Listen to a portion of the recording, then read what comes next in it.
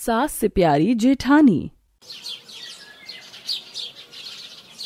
माँ, मुझे तो संध्या में कोई भी कमी नजर नहीं आई।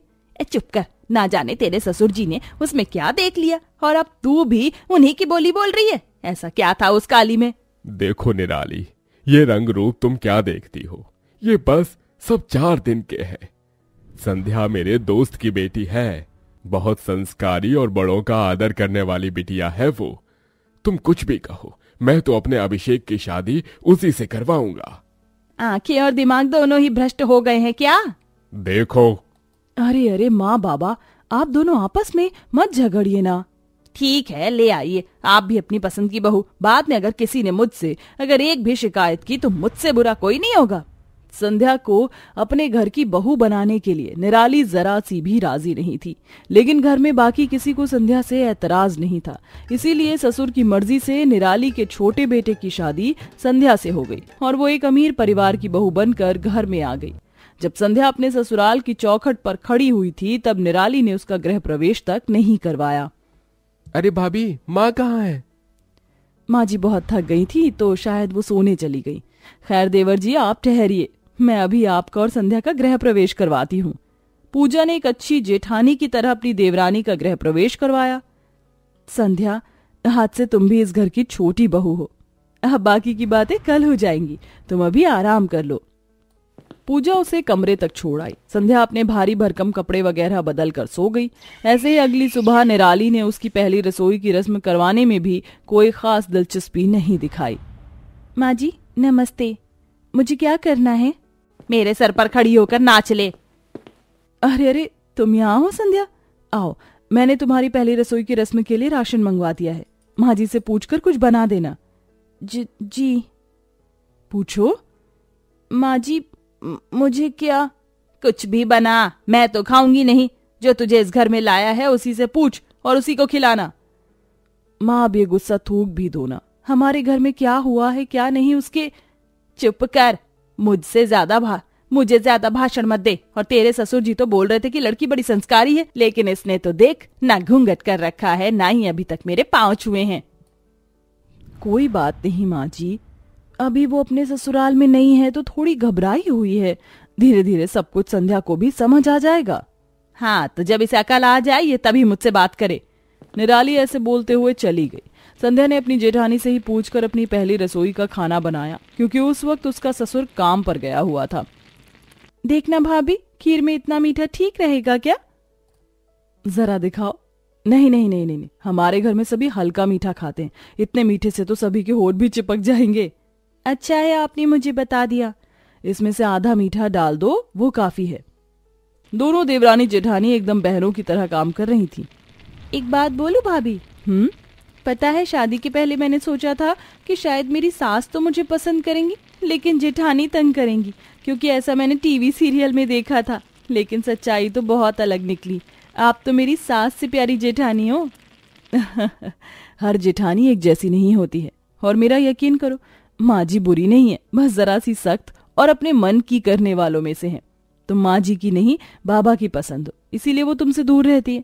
लेकिन अगर तुम अच्छे बिहेवियर से उनकी सेवा करती रहोगी ना, तो देखना एक ना एक दिन वो तुम्हें भी पसंद करने ही लगेंगी।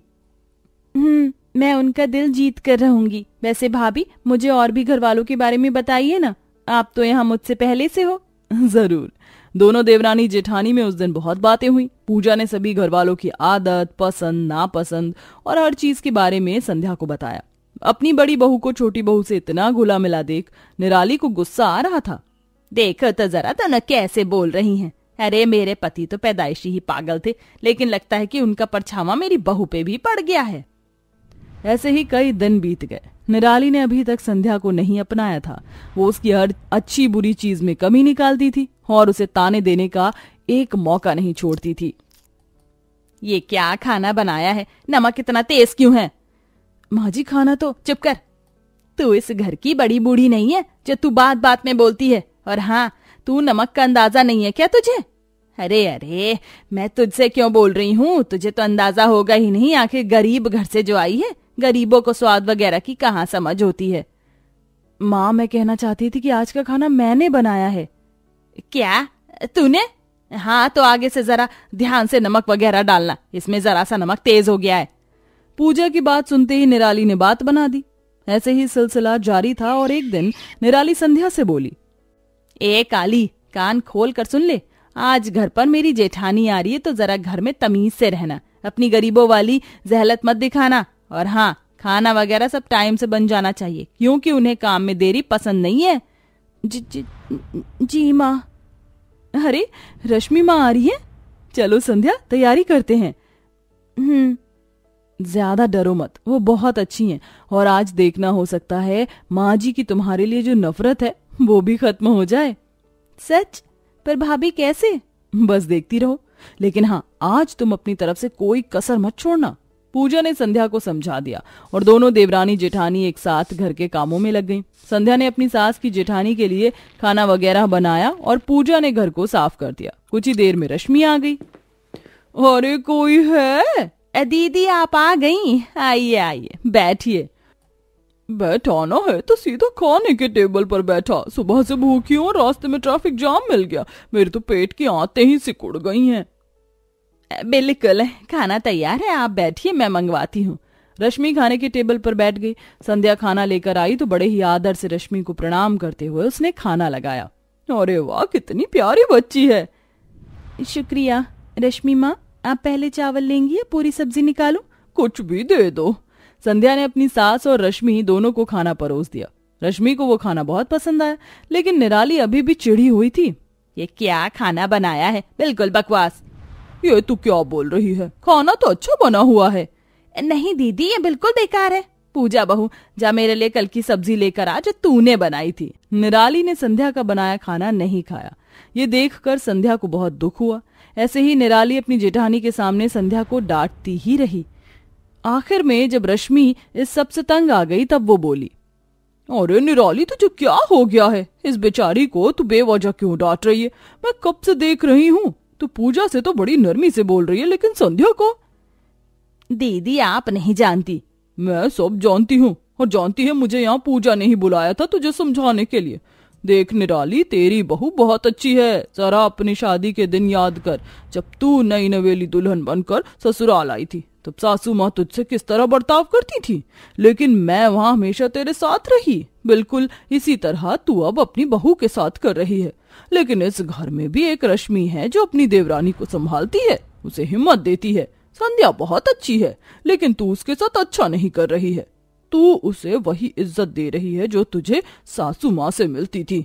जरा एक बार सोच कि इस सब में क्या अच्छाई है। रश्मि की बात सुनकर निराली को उसकी शादी के दिन याद आए कि किस तरह उसकी सास उसे ट्रीट करती थी। उसे अपनी गलती का एहसास हुआ। आप ठीक कहती हो दीदी, मेरे साथ जो हुआ मैं वही सब इस बेचारी संध्या के साथ कर रही थी, लेकिन अब ऐसा नहीं होगा। मुझे माफ कर दे बहू, माफ कर दे। माँ जी, बड़ों के हाथ माफी के लिए नहीं, आशीर्वाद के लिए उठते हुए अच्छे लगते हैं। आपको मुझसे माफी मांगने की कोई जरूरत नहीं है। बहू, निराली ने संध्या को गले से लगा लिया। उस दिन संध्या को उसका ससुराल मिल गया था। ये सब कुछ बस पूजा की वजह से हो पाया था। निराली के संध्या को अपना लेने से न सिर्फ संध्या बल्कि पूजा भी बहुत खुश थी और अब सब कुछ ठीक हो चुका था।